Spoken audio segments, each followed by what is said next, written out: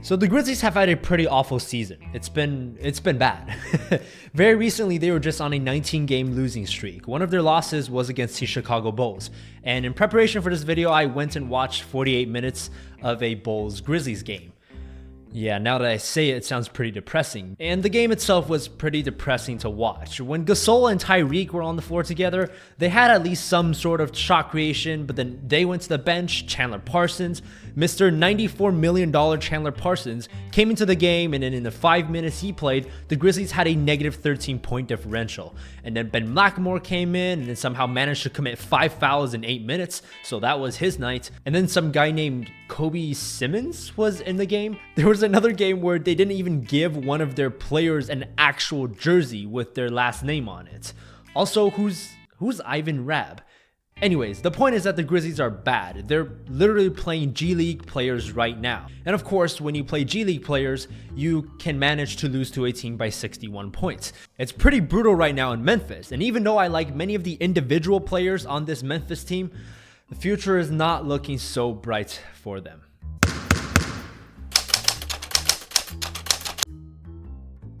What's up, guys? My name is Mark. So why is Memphis's future troubling, and how did they even get to this point?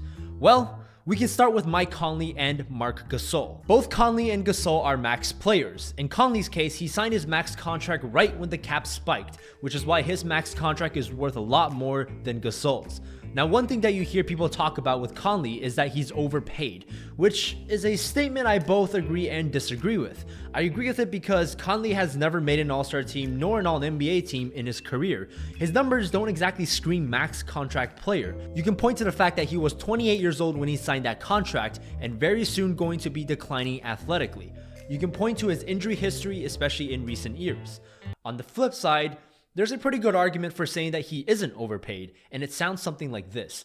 Conley has never made an All-Star team or All-NBA team, mostly because of the insane competition at the point guard position, especially in the Western Conference. His lower per game averages are to some degree deflated because for most of his career, he played in an extremely slow-paced offense that wasn't conducive to stat padding. While his age would theoretically suggest that he will be on the decline, Conley had his best season last year at age 29, which suggests that he is a late bloomer. Also, Memphis has one of the smallest markets out of all NBA teams, and small market teams often do have to pay more to keep their superstars from leaving. Context matters. Above all else, Conley, when healthy, shows up in the playoffs.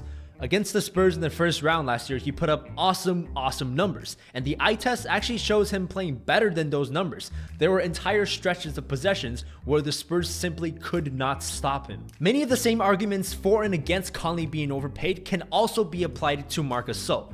But whether or not you think either of them are overpaid, one thing is for certain: neither of them are underpaid. As good as you think Conley and Gasol are, neither of them outperformed their respective max contracts. This is a concept that I talk about at length in my last video where I discuss the nature of NBA contracts. There's a big difference between the Mike Conley, Marc Gasol type max player and the LeBron KD type max player. When they're on the court together, healthy, the Grizzlies have been awesome.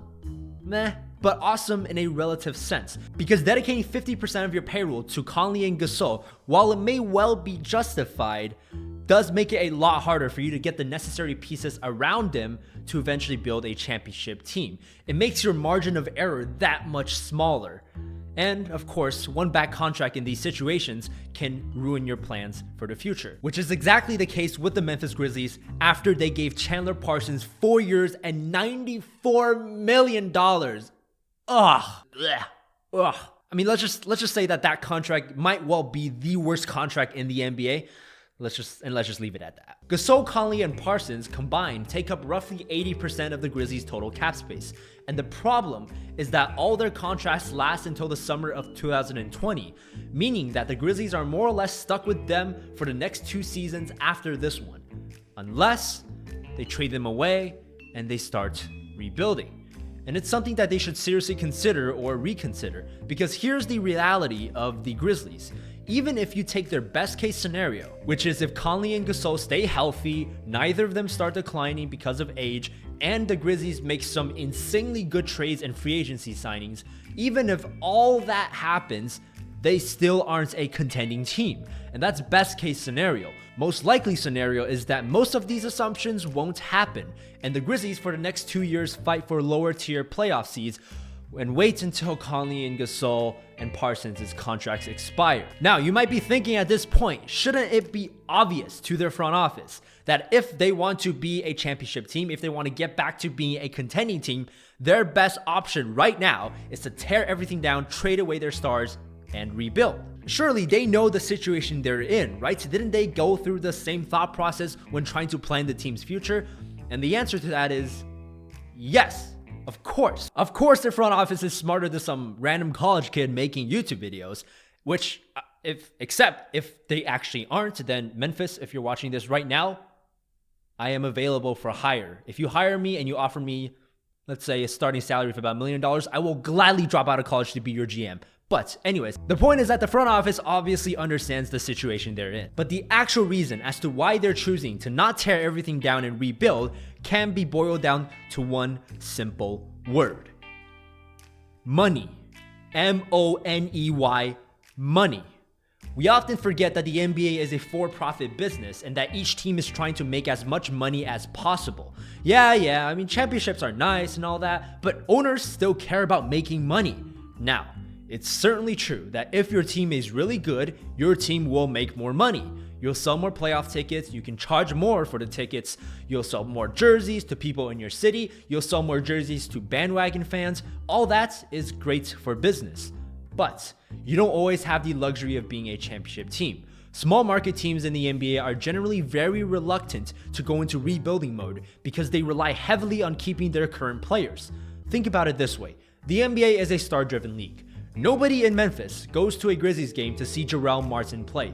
Vast majority of them go to see Mike Conley and Marc Gasol, who are two of their greatest players in franchise history. 80% of the jerseys in the crowd are Conley's or Gasol's. What do you think would happen if they traded both of them? You think people in Memphis want to see Andrew Harrison dribble the ball up the court? No way. Take the situation with Philadelphia. When Sam Hinkie took over the team and decided to tank, the 76ers sacrificed a lot of money. There were less people going to games, less people buying jerseys, less national media coverage. But the Sixers ownership was very invested in winning a championship, and they were willing to take on the consequences. If Memphis were to try something like that, the consequences would be much more severe because of their smaller markets. Philadelphia's economic production, or GDP, is 5 times that of Memphis. The Sixers also have a long history with plenty of iconic players and have won championships before. The Grizzlies only relocated from Vancouver to Memphis in 2001, which is less than 20 years ago.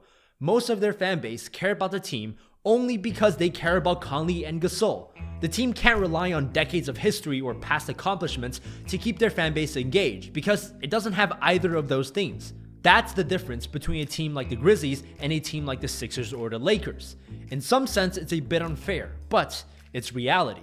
Small market teams like Memphis simply can't afford to rebuild unless their owners are willing to risk losing the interest of the local fan base and thus risk losing millions and millions of dollars. Now, for Grizzlies fans out there, I know this video might be a little bit depressing, but I do want to leave you with this note that there is hope.